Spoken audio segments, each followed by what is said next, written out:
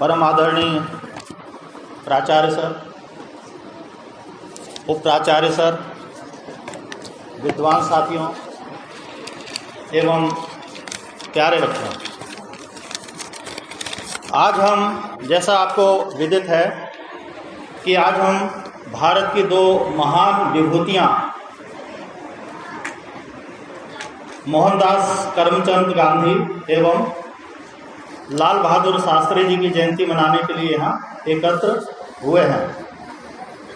जहाँ हम देखते हैं गांधी जी के दृष्टिकोण को, तो सत्य और अहिंसा के पुजारी थे, राष्ट्रपिता कहलाए। दूसरी तरफ अपन ये देखते हैं लाल बहादुर शास्त्री को सादगी के प्रतीक, त्याग की मूर्ति, स्वाभिमानी, ईमानदार, ना जाने कितने उपमाओं से विभूषित किया जाता है। आज मुझे राष्ट्रपिता महात्मा गांधी के विषय में कुछ बोलने के लिए कहा गया है, तो मैं अपने उसी दायरे में बंधते हुए आपको कुछ जानकारियां दूंगा। संभव है बहुत सी जानकारियां आपके पास होंगी, बहुत सी नहीं होंगी। कुछ गांधी जी से संबंधित प्रेरक प्रसंग मैं सुनाऊंगा, क्योंकि कहानियां जो है मन को बहुत प्रभावित करती हैं और जल्दी से प्रभाव होता है मन पर। तो मैं कुछ प्रेरक प्रसंग गांधी जी के संबंध में सुनाना चाहूँगा। सामान्यतः गांधी जी प्रातःकाल प्रार्थना किया करते थे। एक दिन प्रार्थना करने के पश्चात जब जनता से मिल रहे थे तो एक वकील उनके सामने आए। उन्होंने, वकील ने पूछा, आप प्रार्थना में जितना समय देते हो, जितना समय निकालते हो, यदि उतना समय देश की सेवा में लगाओ तो कितना अच्छा होता। क्वेश्चन को समझे।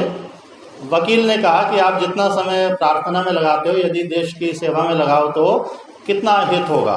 तो गांधी जी कहते हैं, वकील साहब, यदि आप भोजन करने की जगह आप अपनी वकालत की तैयारी में लगाओ तो कितना अच्छा होगा, कितने लोगों का भला होगा। तो वकील बोलते हैं कि बिना खाए पिए मैं कैसे वकालत करूँगा। तो गांधी जी मुस्कुराए, उनकी तरफ बड़े अर्थपूर्ण दृष्टि से देखे और उन्होंने कहा, जिस तरीके से आप भोजन करके अपनी वकालत करते हो, आपको एनर्जी मिलती है, उसी तरीके से मुझे प्रार्थना करके मेरे शरीर में एनर्जी आती है। और एनर्जी जब आती है तो मैं देश की सेवा करने के लिए, जनता की सेवा करने के लिए मैं तत्पर हो जाता हूँ, मुझ में जान आ जाती है। तो इस प्रकार से वकील साहब ने जो क्वेश्चन किए थे उसको उन्होंने इस तरीके से देशभक्ति के आधार पर उत्तर दिया। ऐसे बहुत से प्रसंग हैं। एक बार ये हमेशा कहा करते थे कि इनकी जो पत्नी थी, कस्तूरी बाई था नाम, जिन्हें गांधी जी कस्तूरबा बोलते थे। तो कस्तूरी बाई जो थी, उनको ये हमेशा कहा करते थे, मुझे मृत्यु से डर नहीं लगता। जब कस्तूरी बाई अर्थात कस्तूरबा बाई जो थी, इनकी पत्नी जो थी, उन्होंने कहा कि आप इतने बड़े शासन से, इतनी महाशक्ति से आप लोहा ले रहे हो, आप उनके विरुद्ध जा रहे हो, तो मुझे तो डर लगता है, आप ऐसा क्यों करते हो। तो गांधी जी ने कहा कि मुझे मृत्यु से भय नहीं लगता। एक बार शाम को भ्रमण कर रहे थे अपनी पत्नी के साथ, गांधी जी को ठोकर लगी, पत्थर लगा पैर में। ठोकर लगने के पश्चात उनके पैर में खून आ गया। गांधी जी ने तत्काल कहा कि ऐसा करो कि दवाई लगा दो और पट्टी बांध दो। तो कस्तूरबा बाई मुस्कुराई, बोली कि आप तो हमेशा ये कहते हो कि मृत्यु से भय नहीं लगता, और ये छोटी सी चोट आपको क्या लग गई, आप तो भयभीत हो गए। तो गांधी जी ने उत्तर दिया कि यदि मैं, ठीक है लग गई मुझे, लेकिन मैं यदि लापरवाही करूँगा, इस चोट पर ध्यान नहीं दूंगा, सुधारूंगा नहीं, तो मेरे 6-7 दिन और बीत जाएंगे इसी चोट के परेशानी में, और मैं देश की सेवा नहीं कर पाऊंगा, ये जनता के साथ अन्याय होगा। तो गांधी जी के हर जो प्रसंग थे वो प्रेरणादायी होते थे, देशभक्ति से ओतप्रोत होते थे। गांधी जी का विलक्षण व्यक्तित्व देखते हुए जो एक प्रसिद्ध वैज्ञानिक थे आइंस्टाइन जो थे, उन्होंने एक बार अपना वक्तव्य दिया था। उन्होंने ये कहा था कि संभव है कि आने वाली पीढ़ी इस बात पर विश्वास नहीं करेगी कि ऐसा कोई हार्ड मास का व्यक्ति रहा होगा जैसा गांधी जी के विषय में सुनने को मिलता है। तो निश्चित रूप से जब आइंस्टाइन जो थे उन्होंने इस तरह की बात कही तो कुछ ना कुछ गांधी जी के व्यक्तित्व को देखा होगा, समझा होगा, जाना होगा और उस पर मनन किया होगा। मैं हमेशा देखता हूँ प्रातःकालीन सभा में जब सुविचार आता है तो आप लोग ताली बजाते हो। ताली क्यों बजाते हो? मेरे को समझ में नहीं आई बात। आपको मनन करना है उस बात पे। कोई ये भाषण नहीं हो रहा है कि सुविचार बोल दिए और आप ताली बजा दिए। ये मनन की चीज़ होती है। इसलिए आप देखे हुए कमांड जो करता है लड़का, वो बाद में मौन की स्थिति में कहता है मौन हो जाओ, अर्थात आप उस पर विचार करो। तो कहने का मतलब यह है कि अपने आसपास के जो क्षेत्र हैं, जो भी चीज़ें हैं, उससे बहुत कुछ जानने को हमेशा मिलता है। केवल इच्छा शक्ति होनी चाहिए जानने की।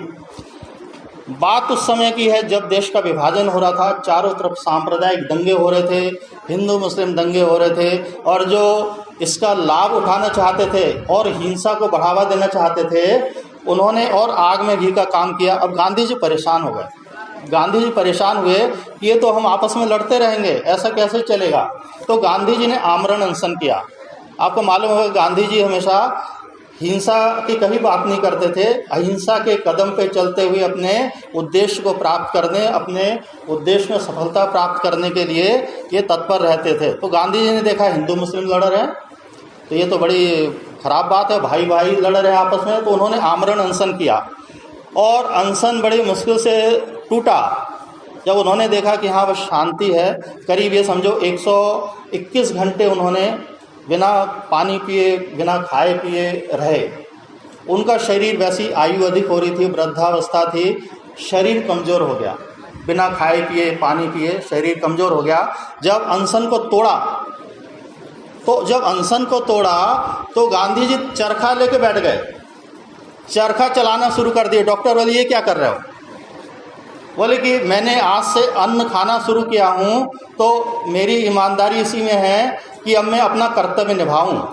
इसलिए हम बार बार आपको कहते हैं, यदि आप नवोदय में आप जीवन निर्वाह कर रहे हो, जी रहे हो, खा पी रहे हो, तो नवोदय के जो उद्देश्य हैं उसको तो पूरा करो। आपके लिए यही बहुत काफ़ी है। तो गांधी जी चरखा लेके बैठ गए। डॉक्टर बोले ये क्या कर रहे हो?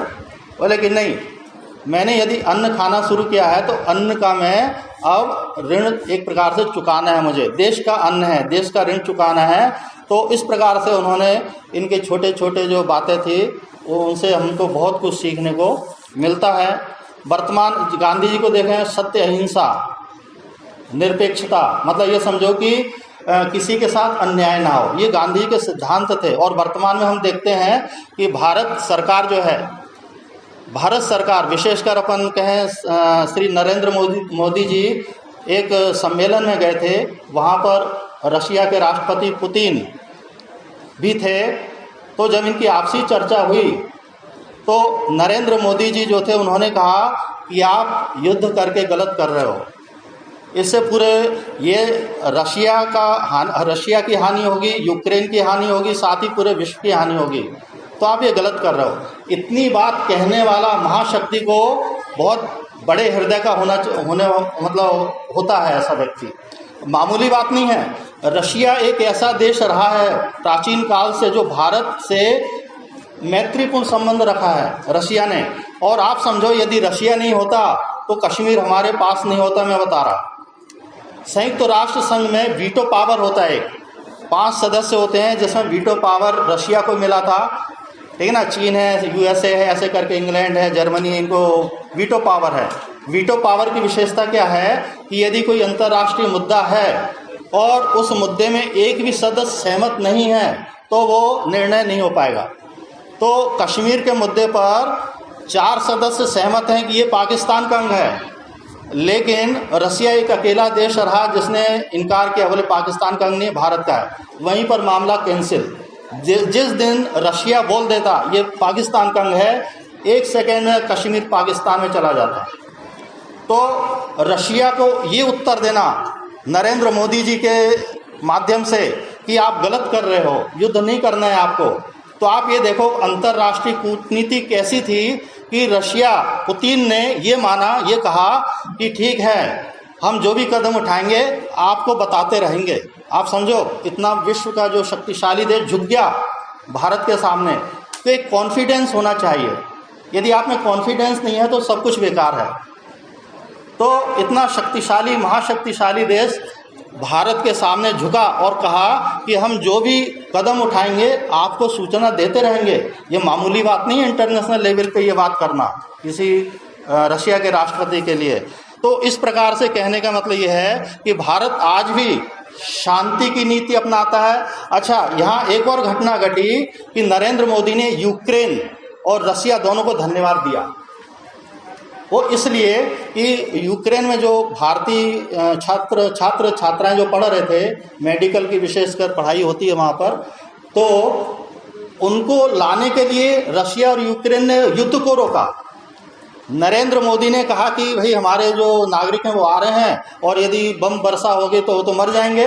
तो दोनों देशों ने युद्ध रोक दिया कि भारतीय नागरिक जा रहे हैं, अब ये बम नहीं गिराते। आप देखो कितना प्रभाव है भारत का। तो कहने का मतलब ये है आप कॉन्फिडेंस रखो, आप इंटरव्यू में जाते हो कॉन्फिडेंस रखो, सफल हो गए निश्चित रूप से। ठीक है, जैसे बोलते हैं ना आँख से आँख मिला के बात करेंगे हम, मोदी जी क्या बोलते हैं, आँख से आँख मिला के बात करेंगे। मतलब हम छोटे नहीं हैं, हमारी प्राचीन संस्कृति बहुत बड़ी है, हम विश्व गुरु थे पहले। तो इस प्रकार से क्या है अपने को भारत के ऊपर गर्व करना जरूरी है।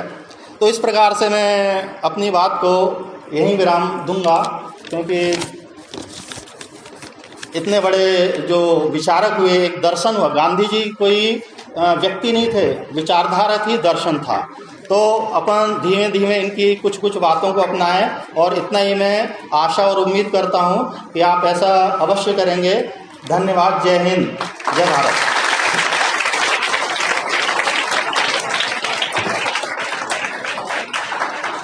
बहुत बहुत धन्यवाद सुनील सर।